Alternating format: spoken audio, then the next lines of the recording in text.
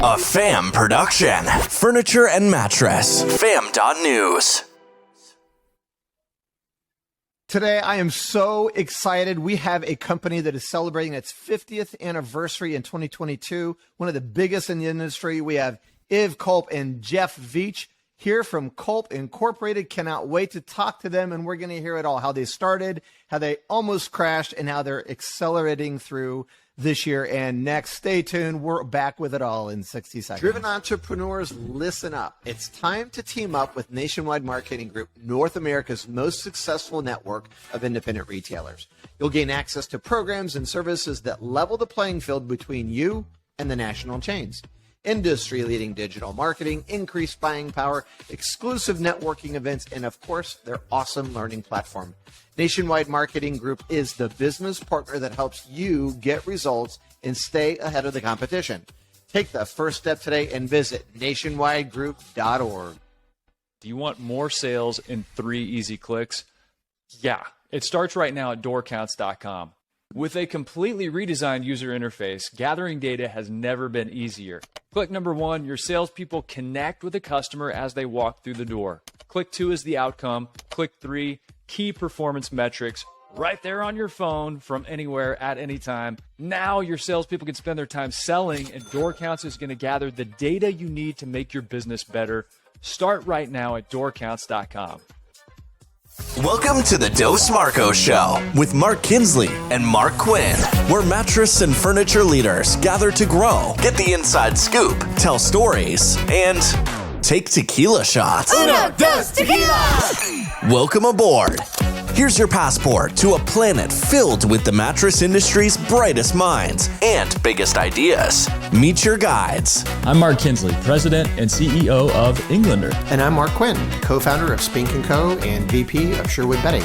Together, they are Dos Marcos.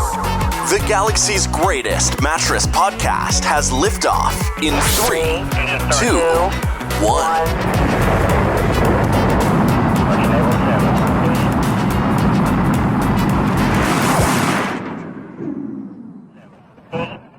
Welcome to a very special edition of the Dos Marcos Show. We have Jeff Veach and Culp from Culp. And guys, I could not be more excited. Oh yeah, there's also Mark Quinn here, as always. Mr. Quinn, welcome to your show. Well, thank you for welcoming me to our show. I know this is going to be a good one. You guys, Culp, we've been friends with Iv for a long time. Gosh, maybe since I was 28 years old. I'm 53 now, so I don't know what the math is, a long time. But And with Kinsley, of course, and Jeff is running stuff now. But Iv, for all you listening, is the CEO and president of Culp Inc.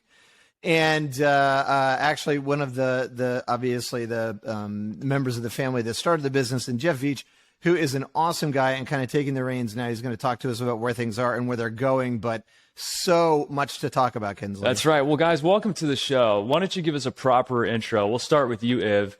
Iv, tell us about yourself. We've obviously known each other for many years, and you've known Quinn many years before me. But tell people about yourself. Who are you and where you came from and about Culp Inc? Oh, sure. Yeah, thank you, guys. Appreciate being part of great podcast, but a special treat for us and a good way to start the day. So I'm Robert George Culp IV. I go by Iv, so I go by the Roman numeral 4. And I was telling Quinn on the front here that it's kind of part formal and part redneck. So it works here in North Carolina to have a Roman numeral name. But, you know, I tell people a lot, I grew up around this business, but I didn't grow up in it.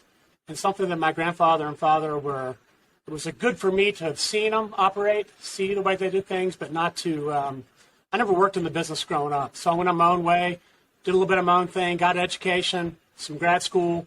When I came to Culp 25 years ago, at least I look good on paper. So it's been a great journey, and proud to be part of it. 2 great kids, great wife, and living life.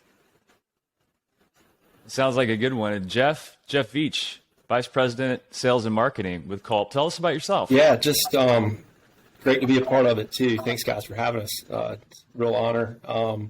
Came up through the upholstery kind of ranks and actually started cutting my teeth on selling closeouts and seconds and traveling around and learning that, and then converting product for the upholstery side. And then Iv came calling, I guess it's almost 11 years ago now. And so I had this cool opportunity to get into cut and sew world, which I knew zero about, and have learned so much building that, and it's a great company and support to see that, and then now to be involved in a higher level of fabric and covers. It's just so much fun. I have 3 kids and a lovely wife, been married for 20 years, and it's great. Good to be here. And the rumor is that you snow ski and you mountain bike, but we'll get into that later. You know something you and I have in common? Yeah, he's a snow skier and mountain biker, so you can take him mountain biking, and I'll go skiing with him. So we got it covered. Kinsley, something we have in common with Iv is our love and affection for Party on the Moon and all things that are awesome about live performance bands. So, Iv, I don't know, had you had Party on the Moon before you came to one of our Leggett shows? Before, yes, and then. But then you were at our Leggett show, and I remember you and I and Mike Conera standing there and having mini cocktails just kind of on the side and just in awe of the band. And then I went to your place. We had a fundraiser that Bridget and I came out for, which was so cool. And you had one of the other bands, which was totally crazy. So anyway, we've always loved that group and the interest in live music. So you've had them at weddings and all kinds of things. We've used them several times for things here in High Point and different weddings and family events. Certainly fun. And when you guys were doing it at Leggett back then, I was always trying to make sure I was on an invite list. I was figuring out where you were hosting them next. Well, I don't know if you got on this invite list. I'm sure you did. But the last time I saw Party in the Moon, it's very hazy and not for reasons that you would guess. So just to reset us real quickly here, we're talking about Culp Inc., and we're going to be talking about where the company is and the history, and this is going to be a fun show. But the reason we all have this shared connection around Party on the Moon is because of this industry, which is really special. But the last time I hired them to do the Leggett party when I was there, I rewrote the words to get hybrid, to modernize them a little bit. And so the whole gag was the band was going to start playing the song, and then I would come up on stage and the band would fall apart. And I say, no, we got to stop. This needs the words changed. I've got something in mind. Can you play it again? And then I would go into it and do the modern version and the whole night. So I went to the wrong side of the stage, and I was almost due to be on. I run around the back of the stage, and the venue had marble floors. It was huge. I slip, crash down on my hip. One of the busboy guys, as a saint, came over, picked me up, lugged me over to stage. I walk up on stage just in time. Then I do the whole thing. It goes pretty well as can be expected whenever you got me up there rapping to a song we wrote years before. I go back down, start dancing with everybody and having fun. Somebody had spilled a drink on those marble floors. I go down like a sack of potatoes, knock myself out temporarily, and somebody picks me up. Dear Sharon Baird from Leggett, she says, "You're at a party. Just start dancing. Here are your glasses." So Party in the Moon can be a little bit dangerous, guys. Kinsley, I think it's telling because one of the things I love about Party in the Moon is that they would let me on stage to blow my harmonica with them. And so really we were just hiring this very expensive band so that you and I could serve our own indulgences in getting on stage and playing with Big Papa on the keyboards. Remember that? I do. Anyway, all right, let's get to some business. That's so funny. Kinsley, I'm glad you're okay. And I'm glad that you're only slightly affected with the head injury. I'm glad that you're like back to 90%. That's good about medical science. 89-ish. Yeah. Okay. 89. Right. You guys, let's start with you because my goodness, I mean, the story, Jeff was kind enough to send out this piece called Culp Building on Our Legacy, and so much fascinating information on it. But can you tell us a little bit about your granddad, Bullet, right? So Bob Culp, who was Robert, of course, and you're named after him. But, just a little bit about him. The thing that fascinates me, Kinsley, about this guy is he was 55 years old and decides to get out of what he was doing and start his own company. So very late in life to do that with high amounts of risk. So Iv, tell us a little bit about him, the origination story of Culp, and like what did you take away from him, as a young professional and thank today? you for mentioning that. It is a legacy that I'm certainly proud of. And that report that you held up there, we did in honor of my dad, who passed away pretty much exactly 3 years ago. And that whole report is a tribute to him and the leadership that he took us through. So my grandfather, was working at that time for an upholstery converting company. And I think he just started to see some of the stress in the business, and, was just buying and selling and trying to see a better way to deliver to some of our customers. And he was the classic entrepreneur. His nickname was Bullet because he just moved fast on everything. It was all about speed. And he knew that he could start a business and could build something direct to the market. And so my dad had just started working at that time with Arthur Anderson in a consulting role. And I was just being born. And my grandfather called my dad and said, "We're starting this company." And, thank goodness my dad said yes to it. And they built this thing. And now we're about to turn 50 years old. And I mean, gosh, we have been through highs and lows, but that entrepreneurial spirit, we've always maintained that appreciation for just, it can be done. And whatever comes at us, we're viewed that we can change it. I mean, we have been, in our history, I think, almost the largest textile company in the world. We built that. We almost eclipsed $500 million sales. We have been back down through a lot of things that went wrong at a macro level, and we're just trying to build it in a profitable, sustainable way now. So an honor to be part of it, and certainly trying to stand on shoulders of greatness before me. Before we move past that, I want to say, and Mark probably has something to tag on here too, but I just want to make a comment about your dad and about you, because I think it's important to say this. I think he was one of the best statesmen, and I think about him and Carl Glassman kind of in the same class, because they were number one, they were both very close friends, and we were close to Carl on our side, being with Leggett. But your dad just had this way, and Carl does, but just of when you're with him, he's a great listener, and he's genuinely interested in you as a human being, and you always got that from him. And I mean, I just remember hanging out with him at the wedding we were at Continero's, yeah. I think, for his daughter, and just talking about his childhood, growing up playing in the Biltmore Mansion when he was a kid, before it ever got turned into what it is today, and hearing him tell stories about the industry. But he's just one of those guys that everybody liked and cared about and would be willing to talk to. And I just really appreciate that about him, and so grateful that he was inside this industry. Kinsley, I know you had some time with him as well. And I had the same impact. I mean, yeah, Mr. Culp, as I knew him, was on the board at Leggett, so I got to cross paths with him a few times, and just a genuine smile and not a care in the world, but for that person that was in front of him. And what a good man. Such a good man. What are some of your favorite stories about your dad? What I just learned, I mean, we just inducted him into the Hall of Fame, Furniture Hall of Fame, just this past market. And so we got to reflect on a lot of this, and that history report was a big part of pulling all that together. And just, I think what I remember about my dad is business and family were the same. They were the same, and they are the same to him. And so, we're a public business today. The family is not a substantial shareholder in the business anymore. We operate on a global scale, but we never, ever lost that focus of family. The culture of family makes a difference here. And that was him. I mean, whether it was suppliers, customers, employees, people that came in to service the office, janitorial crew, whoever it was, he just had this incredible ability to connect on a one-to-one level. And, if I can get part of that from him, then I'm way down the path. He just was a special person. My grandfather and dad both were. But I'll tell you what's even more impressive than that is as he's passing on leadership, obviously he passed away, which is sad, but he was already moving this leadership trend.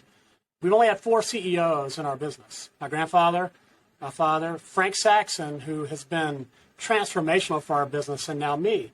And what made my dad so special is that he saw leadership in Frank, and Frank was the right CEO for the last decade for us to transform our business into a much more stable, financially solid company. And now I feel like I'm the right CEO to take us hopefully back into a growth mode. So we've just been really blessed with leadership that understands people and process, and number one, people, and just how much it matters, and the culture of this company is special. And that comes from my grandfather and my dad, no doubt. Jeff, as you stepped into the company 11 years ago, talk about what you noticed about Culp. Like Iv just alluded to, it sounds like it was a phase in the company's history where you were getting financially stable. But what did you notice that attracted you to Culp? Yeah, and having known Rob, unfortunately didn't know Bullet, but just through all the relationships, but just all the people who had been around, had been a part of the company since almost the start. A lot of people have been here a long time. That says a lot for a company. But the one thing that they all had was that integrity and that spirit of fight. And, they'd persevered. But, Rob always taught you honor your commitments, be it supplier or customer. And I just feel like that is the spirit of all the people that have been here for a long time. So when I started, that was something that was just really important. And it's fun to see how the group that's been here for a long time, Mike Contanero, Larry Coltrane, many of the people that the industry knows, how they have taken that and passed it on to the younger crew. So it's not going to die, Let's talk about that, because Mike Contanero, it's funny. So going back, you and I've known each other 25 years now. So I was 28 when I started. I did the quick math. But when I got into the business, it was Culp, Burlington, and Blumenthal. And I was 28. I didn't know much about operating at the level I was now operating at, taking over Sam's Club in Montgomery Ward. Now I was like in charge of buying tech, and I'd never done that before. And Contanero shows up, and, he and I, he's that kind of person. You talk about people. I know Mike has that same ability to just connect with people. And, he's a good, I just talked to him this week, actually. He's still a good friend of mine. But, that's a consistent thread. And he was a huge part of your growth on the mattress side. There's no doubt. And after talking to Jeff, I'm so excited about where he's taking it going forward. But talk about, you guys have always been able to pivot, right? So you started out as a tick distributor and turned into a manufacturer. Then you were domestic supply, and when the shit hit the fan, as they say, you moved things offshores and you started producing in other places. Then you started, as a domestic supplier, and then you were exporting, right? And then you continue to be able to shift and react quickly, and it has kept you guys alive and thriving. What is it about your culture that has allowed you to do that? Is it Bullet because he was quick to make? Does it even go back that far? How you've been able to navigate the rough water? Just one small correction. The company was started by my grandfather. We were an upholstery fabric distributor, and so our first entree was in upholstery fabric, and we had it going well. We had built, several acquisitions. We had 16 U.S. facilities. We had it figured out, or they did. I was still coming through school and trying to figure life out and probably taking tequila shots. But I was coming up the ranks, and my grandfather knew at that time that we needed to get in the mattress fabric business. And so we just did. I don't know why he thought we should. He just did it. And thank goodness, because about that time, the whole upholstery business, whole furniture business pivoted to China. We lost so much of what we had built and done acquisitions to gain, and had to really retrench into a whole different model while moving what we had available over to Asia, which was a number one huge strategy. But right alongside it was getting into the mattress fabric business. And so we've always been blessed to have two oars in the water. They are in similar industry, but completely different business models. So we have one that's a very heavy sourcing model, one that was a very just-in-time, high-asset model. And to have both and have them support both and let them grow. And I got to come into the company on that mattress side and then build the business. And with people like Mike and Sandy Brown, they have helped build it to something great. So, over our 50-year history, very rarely have we had both businesses kind of ramping up. One is kind of covered for the other. Eventually we're going to figure it out, and I think we're getting close to having both businesses trending the right way. So I think it's having strategic decisions, and we certainly have a high pain tolerance. We've been through a lot, and we've survived through a lot. And all the competitors we looked at 30 years ago, we just withstood all of them, and some of the ones left at the end, which can be a good place to be if you can make it through some of that transformation. So we're doing it again now. We're pivoting more now. We see the market changing in front of us on both sides of the business. We have amazing leaders that see that. And so I feel like I feel like it's just in our culture. From my grandfather at the beginning, it's in our culture to just move and change with what we see. What are you referencing when you say the business is changing again and you're having to pivot again? What are some of those big changes underway? And I don't think it means we're having to restructure our business as aggressively as we did then. But what we've learned, and I became CEO in January of 2020, just in time for a pandemic. So I mean, if you don't, I've had a lot of luck in my life, but some of it's been bad, and you just got to navigate through different things. And because we had a strong financial company, we have no debt, we have high cash balance on the books, we can withstand trouble. But we learned a lot about supply chain. We knew this before, but we've learned now. And we always thought the mattress business was a very high-focused U.S., North American service, just in time. But as bed-in-a-box and other things have come on trend, and words omni-channel people talk about, we have learned we want to meet customers where they are. So now we're operating in 6 different countries. We say, I don't know if this is appropriate to say, we say we're agnostic as to who's making mattresses now. If it uses fabric, we have a way to get at them, whether they're in Asia, whether they're North American based, wherever it is, we have a supply chain that now fits that. So I think for us to think we can do it the old way is not possible. Supply chain is strong, but now Jeff is pivoting to a whole new way that we're marketing our company. And I think that's the next step in our transformation, is to now, it's just about meeting customers where they are, whether that's in development or whether that's in supply. And I think we're ahead of the game. I think we've got real opportunity. Let's get into that, Jeff. How are you focused on marketing the company differently than in the past? What are you doing now? Oh, let's take you off mute. Thanks. One thing that's really beneficial to that, Mark, is having been a customer of our own, of our company. So kind of growing up in the cut and sew and in Culp and being a customer of our own company, I started to recognize that sometimes we weren't the easiest company to do business with, just a legacy company sometimes. So started to identify areas of, okay, how do we become easier to do business with? What are the keys to that? And of course, it starts, I think, on the creative front. We've got a group now that we call our brand experience managers, and on the very front end, these are a talented group of design people that can make it a one-stop shop from fabric to cover through, and it's more of a design services type of mentality. How can we provide solutions on the front end? And then what's great is they've talked about, we have this large platform that is then scalable. So we love to tout that we're onshore, nearshore, and offshore. So we can kind of, through the cycle of a product line, if you think of a bell curve, we've got to kind of help the whole thing. But at the very front end, that team of our brand experience managers is just focused on that and engineering product that is, one, easy for a customer to come in and align the goals of what they're doing, understanding how it can work through our supply chain, and designing and creating product that will be more seamless for the customer so they have a better experience, not only on just the creative side, but they're thinking about it from an engineering aspect and how we control our quality, how it'll be scalable, how we manufacture it globally.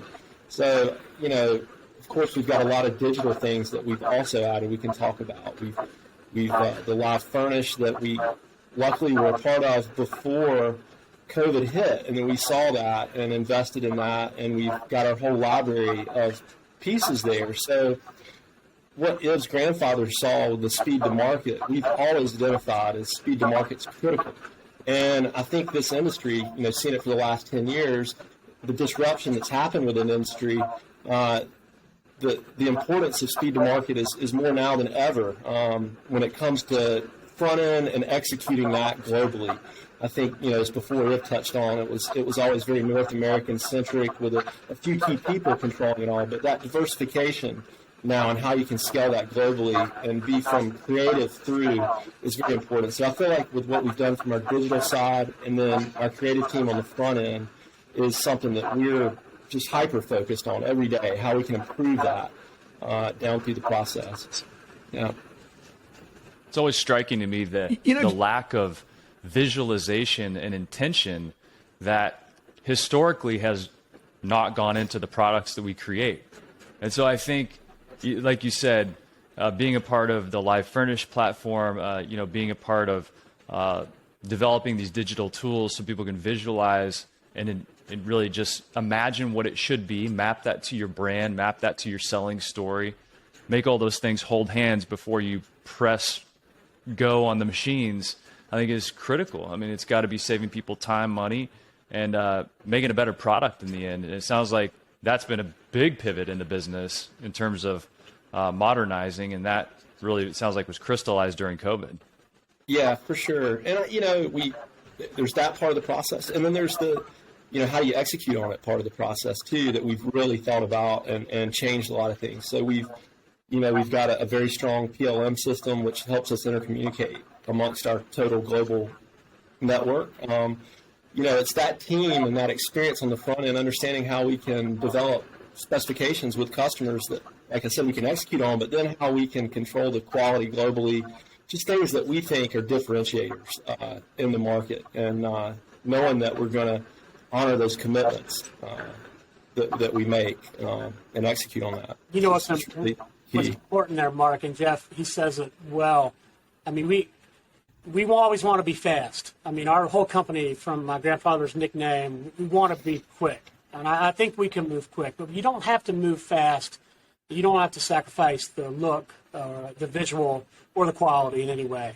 And that's what Jeff's really, his team's starting to build together. Because we got to deliver quickly, we get that, but we shouldn't have to sacrifice what we're doing to make it work. And we don't. And I think having a really robust multi-country venue platform allows us to service, again, customers where they are, service them quick with what they want. My take on what Jeff is talking about, so really, it's not that you're doing something different. I mean, you still design fabric and produce fabric, right? That's what you've done for a long time. But the pivot for you guys, and I'm going to use it from my own experience, right? So working on a Speaking Co project, it was bringing you guys in earlier than I normally would have because of your brand experience managers and your design team. But I got a hold of you guys early in the process. So together we said, okay, here's the vision for the evolution of what we're doing with Spink. This is what we want it to be. And you guys were right there from the beginning, a seat at my table in the development cycle, not, okay, we're going to develop the line and then call you guys at the end of it and go, hey, by the way, we need some fabric. These are the colors. Like, you were there at the beginning, and I really found that to be very, very helpful and inspired by the group that you put together to help me with that. So the way I look at it, Jeff, is that you've kind of moved away from just selling the stuff to consulting with people in a different way, using Live Furnish, which was a really cool technology play for you, where you could put the fabrics I was looking at on an actual model of the bed, but then I just shared that with the retailer that we were talking about selling it to. And it was a huge success for us because they were able to envision the aesthetic of the product. So is that kind of how you're seeing it? Is like, your whole team is now a consultant more so than you have been in the past? No doubt, customers? Mark. Yeah, for sure. We think about it that way. Solutions providers for the whole, and luckily, being vertically integrated, we control end-to-end for fabric to cover a lot of the steps in the process. But yeah, how can we be a solutions provider, a consultant, and help them? With the old days, we would get together and, like you said, we get information, we'd go back, we'd knit samples, you would take it back to the retailer, they may pick 20 things, we have to go back and redo things. The whole digital transformation now, we have it to you within hours. They know what they want, we scale it down, and it just expedites everything so much. The digital side has been a really big part of transformation for us and where we're headed. Whenever you think back of taking over as CEO in January of 2020, months later, it turned into a very difficult time for the company. But if you were to look back at the very first months when you took over this new role, what were your top priorities at that time? And then did those evolve, or have you had to revisit those now that we're kind of getting on the other side of this major period of disruption? Yeah, well, that's a great question. And at that time, First of all, I was honored to do it. I mean, I'd been with the company already 20 years, so it wasn't, and I was chief operating officer at the time. It wasn't a major, it wasn't a transformational mind shift for me. I kind of had a vision for what I was thinking. And the main thing is I just see now we have two strong businesses, upholstery and mattress fabric, both doing cut and sew covers and kits. And I think we're less differentiated by brand like we used to be. And there's so much coming together, whether it be a marketing story or visuals. And now that we're cutting and sewing more products, we don't have to be a mattress fabric and upholstery fabric. We just make fabrics that go somewhere in the furniture industry. And so I was already trying to get this company that had been intentionally separated into two businesses more together. And when the COVID pandemic struck, I'll never forget, one of our board members, our lead director at the time, said, "This is going to be the best thing that ever happened to you." And I'm like, that's a funny way of talking about this, but in a lot of ways, it's been great looking back. And we're not through it. I'm not trying to say we're finished. We got a lot to do. We've had plenty of stumbles, and we haven't been perfect, and we never will be. But our company's gotten stronger, and my leadership was able to get stronger because I had access to my team through some pretty tough times. So if you can weather situations like this, I think it just builds, and I think it fast-tracked my leadership. Now, I got a lot to prove and a lot to do, and God willing, a long career. But certainly, I do look back and think that I was, in some ways, kind of lucky to have some tough things to navigate early. Yeah, makes total sense. Jeff, what is it that you see, like current state of things now? Like, is there an understanding of Culp from, do you think, the industry, like maybe a misconception? Like, what would you most like for people to know about Culp and who you are now and kind of where you're going? What do you think is most important for them to hear? Get you off of mute there, bud. Thanks. There you go. Really, just how we're focused on innovation and technology moving forward. And as Ib pointed out, we're bringing two companies kind of together. It's interesting.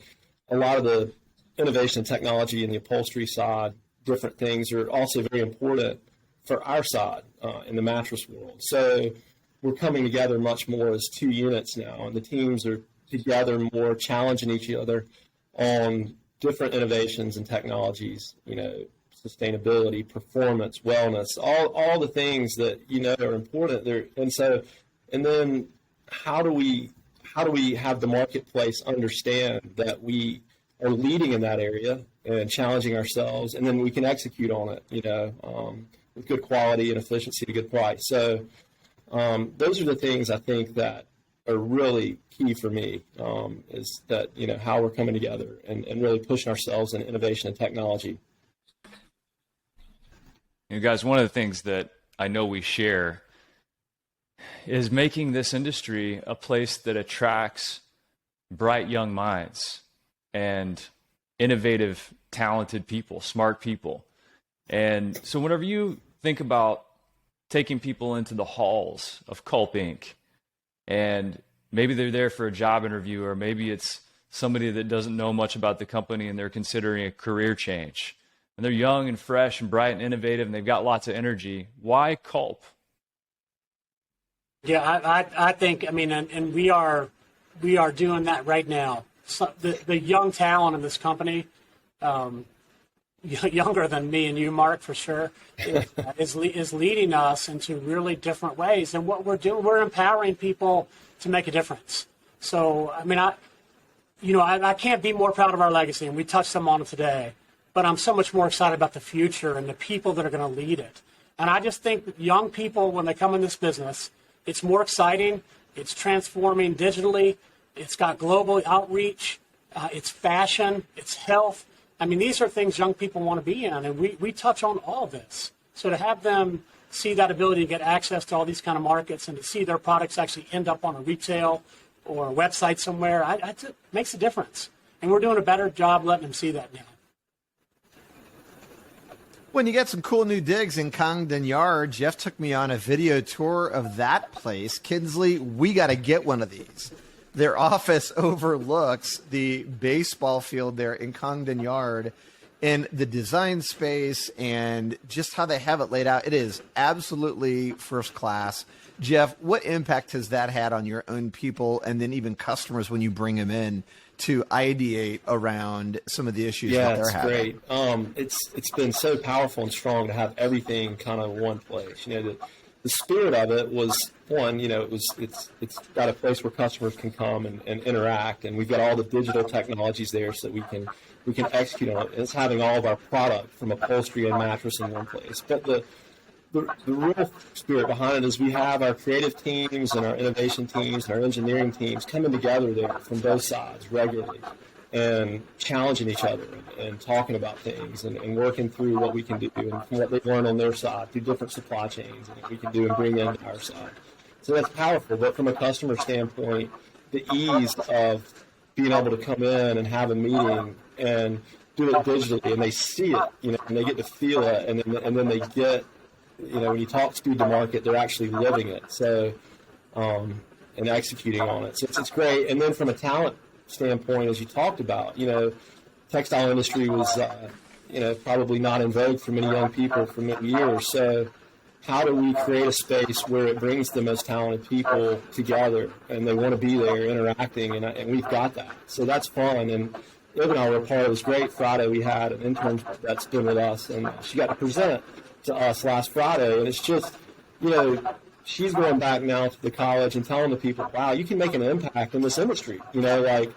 So many of them think that when it's fashion and it needs to be in New York, but there's a lot of really great impact that can happen quickly through this industry. So having that in the space and attracting young people it's really cool to see and a lot of fun to be a part of, for sure. Guys, whenever you look at the young talent, the innovation in the industry, and how that swirls and bakes together, what are some of the innovations that have originated, have been birthed from Culp that maybe are new? Or, I know sometimes these things can be incremental once you start serving large customers and things of that nature, and the industry has been hyper-focused on cooling stories over the years. What are some of the innovations that may have not gotten the pomp and circumstance they deserve because of all of the noise that's happened over the past year or so? Yeah, I do think in this Congdon Yard facility, we call it an innovation campus, and it is intentionally only innovative people. There aren't human resource people there. There aren't financial people there.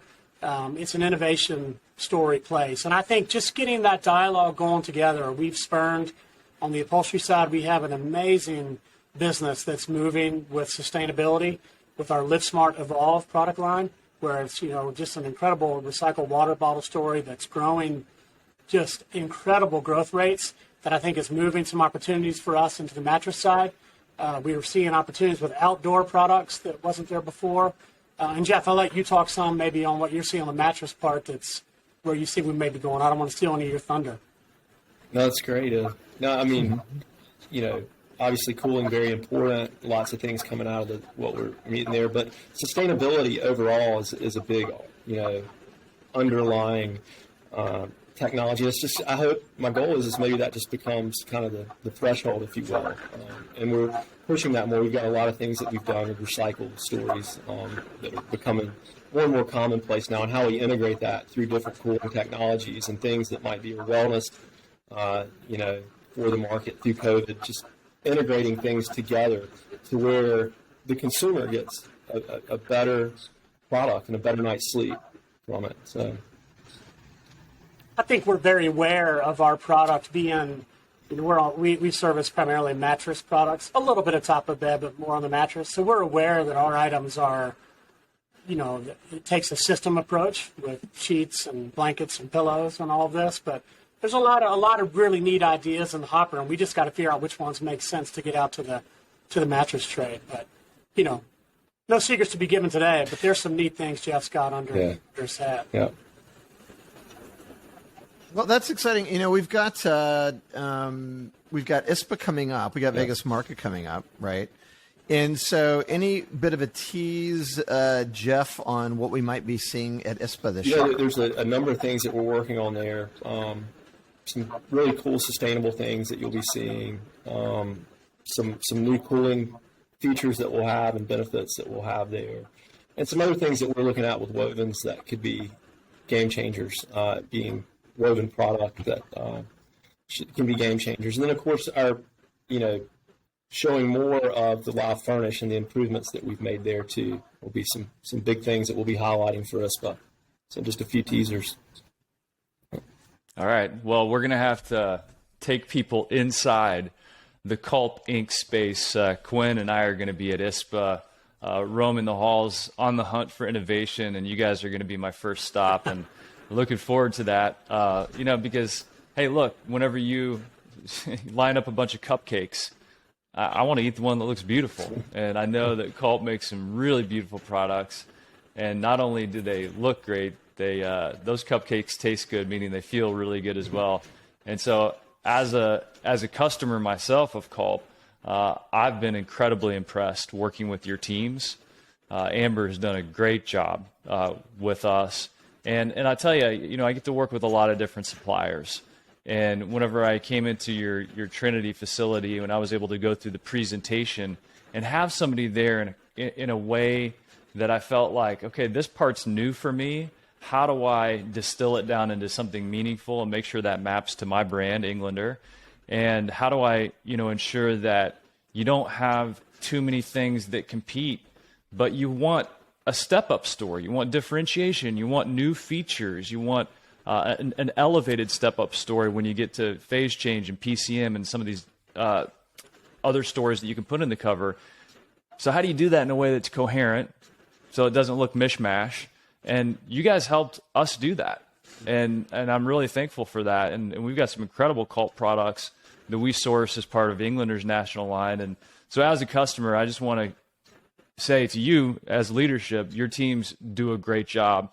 And so I know that family mentality that you bring cascades all the way down to people treating, us like family. Thank you. That's great. No doubt. Speaking of your team, I would like to make a mention. So these are some of the people I've just worked with recently. So Philip, Holly, Christina Pendant, Sandy Brown, your president, just love her and have had some great conversations with her and Jeff.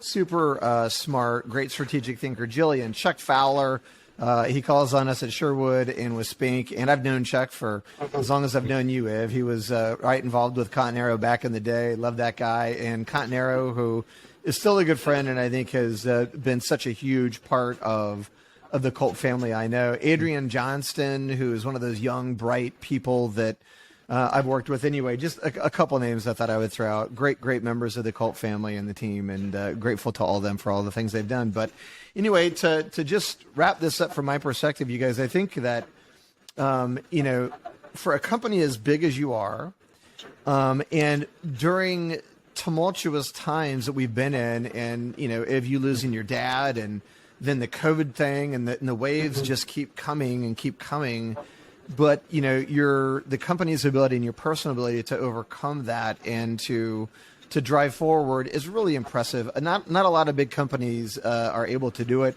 I think the evidence is the guys that were around when I was first aware of the fabric business, they're no longer around. And so just hats off to you guys. And I love, here you are again, doing it your way and changing and moving forward and valuing the right things. Kinsley, any takeaways for you before we bail out? I think it's a great capture. I always like to ask this. Guys, what did we miss? What did we not ask you that you want people to know? Well, I was laughing internally a little bit when you were reading off that list of names, Mark, and, business gets a lot easier if you've got a lot of talent within your ranks. So thank you for mentioning all of those. That definitely makes a big difference. But I just think that you're going to see from Culp, even though we've got a history and people know what to expect from us, and I think we've earned a reputation of being a solid supplier, I just think the best is yet to come. So the proof will be in the pudding there. We've got work to do. There's not one thing, Kinsley, that I could tell you is to put my finger on it. But you're going to see some pretty neat things from Culp in the next decade. We're excited about where we're going. I think we've got a great opportunity on both sides of our business. Well, gentlemen, it's been a pleasure having you on the show today. And if people want to check out more about Culp, where should they go? How do they get connected? Yeah, you can go to our main website, culp.com. They can also email me, it's fine, at jcveach, Veach at culp.com, culp.com. And love to get connected with people and start providing solutions, and helping them on their path. Yeah. Well, as always, you can reach out to us. We'll give you concierge entree into the fine folks at Culp. You can text us on our podium number. You can reach out at fam.news. And of course, we're happy to get you connected. And guys, we'll look forward to telling your story at ISPA. You know, we'll see some of the new products, some of the new innovations. And as you roll out anything that is worth mentioning, we'll have it on the fam. And look, you know, we very much align in that way, that we have a family. Literally, our media property is called The Fam, and we love telling stories of family businesses and people that treat their employees and their environments and their industries like family. So, guys, it's been an honor and a pleasure, and we hope you have a great rest of your day. Thank you. And keep those wheels turning. Thank you, guys. Appreciate it very much. Yeah, thank you both. See you later.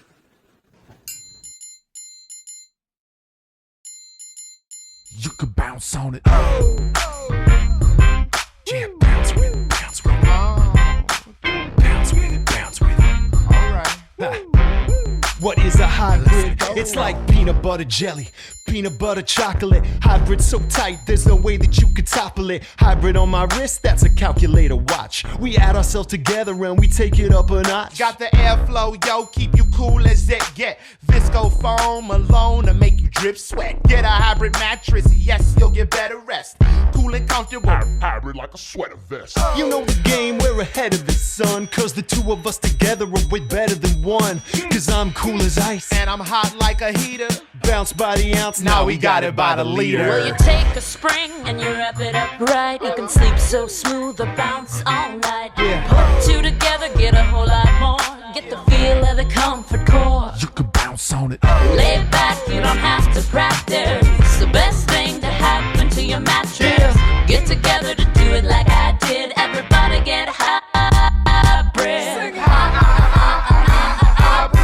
If you want somebody to get in your vicinity, you probably want to feel a little bit of a hybridity. Foam alone, out of 5, maybe 1 star. Springs and foam, we're taking care of that lumbar. Mad back support, the best way to shack up or just get rest that won't mess your back up. Like a hot chick mixed with a particle physicist or a mullet.